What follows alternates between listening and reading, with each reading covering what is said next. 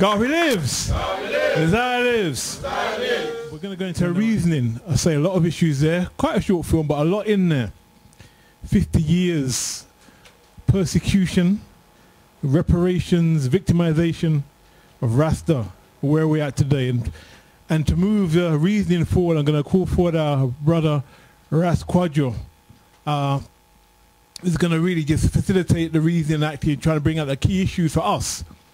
Main thing is going to be the call for reparations. Where do we stand on reparations? Where do we stand on how Rasta was treated during this period of time? Independent Jamaica, independent African nation, allegedly. Have things changed that much? Again, the reason why we're showing this film, because of the link, the indelible link between Rasta and Papa Garvey. Rasta have held the flame of Papa Garvey alive, and they're still doing that today. So we need to really maintain that link. So without further ado, I'm going to bring forward our brother Kwadwo to take the discussion forward. Turn down one. Let's say this to them, brothers. One, two. Greetings, one and all. Rastafari, love. Yeah, ready? Yeah. All right. First of all, many of the elders or a few of the elders who you saw on that film have now actually passed from this life. So we have to honor them as we do. We have to say, Jah, Rastafari, may they rise upon the wings of my heart after a favorable judgment in the council of Asa. Rastafari. Now, as a Rastafari, as a Pan-African, as a Garveyite, as a living man, I give thanks and praises for those people who went through this, we don't call it incident, but we call it genocide. We say it's a massacre, right? I don't know if everyone knows where Coral Gardens is in Jamaica, but Coral Gardens is on the north coast, just outside of Montego Bay. And I had the good fortune to be in Jamaica last year and visit around Coral Gardens, which is now quite an affluent area, very built up.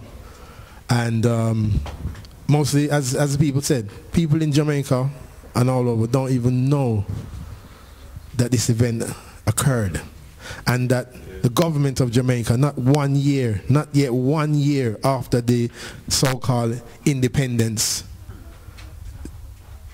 sent out a message to kill Rasta wherever you find them. Kill those Rasta people. And it is hurtful, and it's a shame on us as a people. It's a shame, right?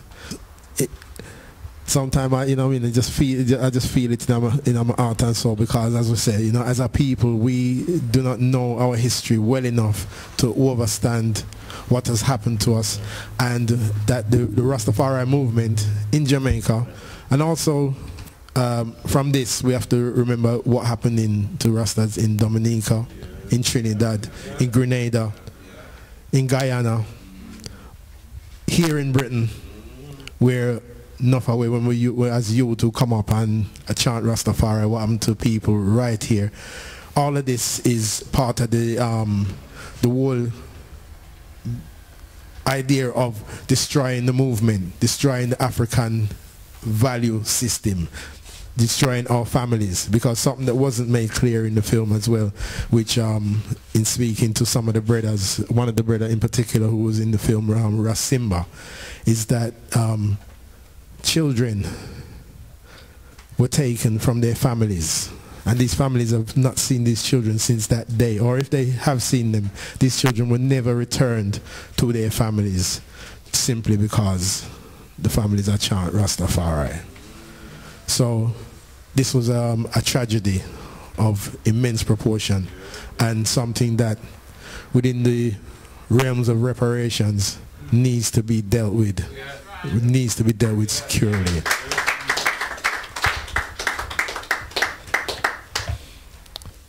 (1963) was not the start of this thing, because in 1958 they tore down Pinnacle. In 1937 Go on, go on. Just for people that may not know what pinnacle is, yeah? Could you break down what pinnacle is, please? Okay. Now, Leonard Howell was possibly the first man to start chanting Rastafari in the island of Jamaica.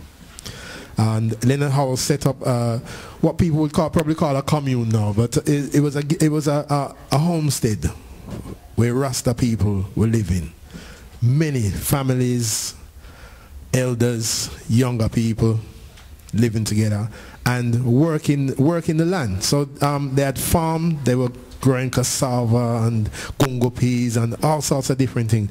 But one of the things that they were growing also was herb. And eventually Pinnacle was broken down on the pretext of raiding for marijuana.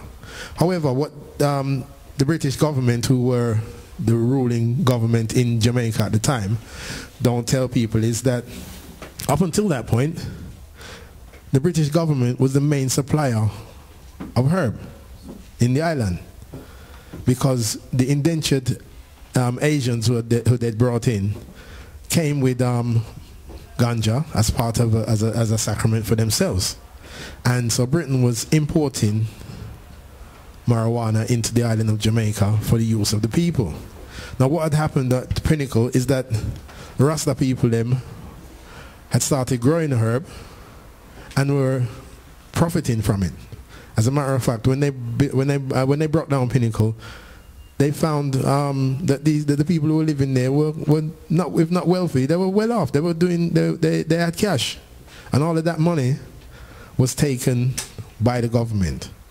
So, as we said, Pinnacle was broken down. The people then were dispersed into Kingston, into Tobacco Wall. And from there, it has been one tragedy after another, really, you know. And we said that the resilience of the people is so great that, you know, today, you know, 80 years since, from 1930 to now is 83 years. That in this last 83 years, the Rastafari movement hasn't diminished, but it has grown. It has suffered.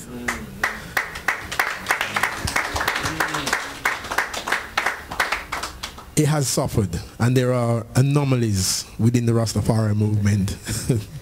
Serious, some anomalies, but it has grown. It has survived and stood the test of time.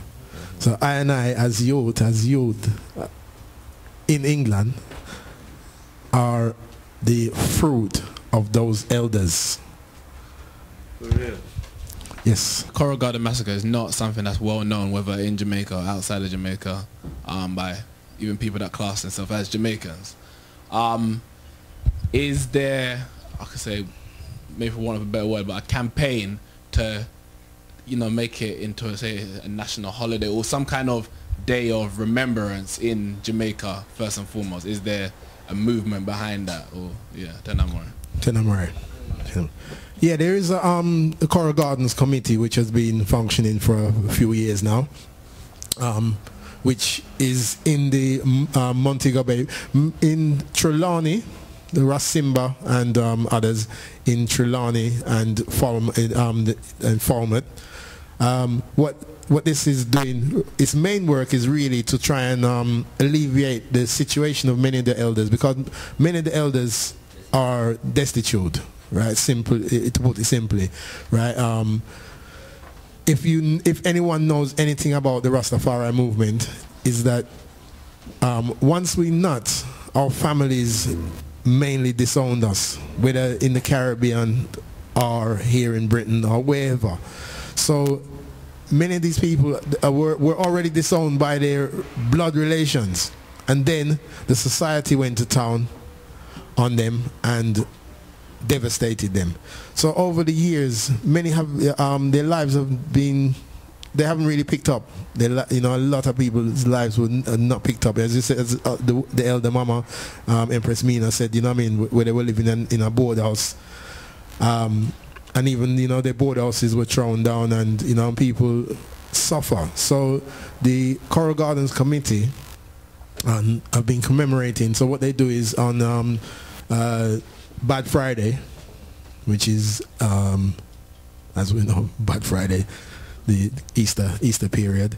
They have a commemoration, the 12th of April, where they tend to gather get the elders, those that are still here now, because as we said, many of them were young people at the time, maybe Tafazwa's age and younger, and get them together, make sure that they feed them and have a day of remembrance for them. But as Anika asked earlier, yes, the campaign is, and that's part of why the film was made, is that finances from the film are going towards assisting the elders them and the committee to organize, to get to the government of Jamaica first and foremost, to pay reparations to those elders or those who have passed already, to their families. And this is part of why the film was made. Just to add to that, this year was 50 years since 50. This incident, yeah? And so this year, on the date that was mentioned, there was a march that was held. In Kingston. In Kingston as well this year, and it was basically what happened was the Coral Gardens committee was very much supported by H.I.M and a number of other organizations, as led by people like Muta Baruka and Andrea Williams on H.I.M, and so they so what resulted from that was basically a 3-day event. From Thursday, Friday and Saturday. So it started with a march that was on the Thursday, and then they had they had like a rally on the Friday, and they had like a musical showcase that was raising money for the elders on the Saturday. But really, basically thousands of people came out for the march, and what they were saying is that really because this happened just after Jamaica became so-called independent, and what they were saying is that what you saw, the brutality that you saw in 1963 was the precursor for the brutality, the police brutality that has spread right across the island, that now all Jamaicans are being affected by. Yes. And so at the time, because it was just directed at Rasta, a lot of people didn't pay any attention to it. And Rasta was saying, look, this is brutality. And everybody was ignoring them. And now they're saying, look, see what's happened now. It was ignored 50 years ago, and now the whole country is suffering from soldier and police brutality. So that has been used now as a catalyst for educating the people about reparations, not just for Coral Gardens, but in general. For slavery and them kind of things there. So there was a number of shows on RFM dealing with this with this issue and the issue of reparations. And so in terms of the national holiday, I think that was one of the things that was said, what I heard on the radio, that they're trying to make it a recognized event throughout Jamaica. Not just for Rastafari, but for the people, and make it very much a people's movement. So they made it. They specifically said this is not just for Rastafari to come out and chant. We want everybody to come, because this is now affecting everybody all the way. And Rasta is the catalyst, or the gravitational pull, basically. That this energy is revolving around at the moment in Jamaica. So there's that also. Just wanted to compliment what you said. No problem. Ras. Really.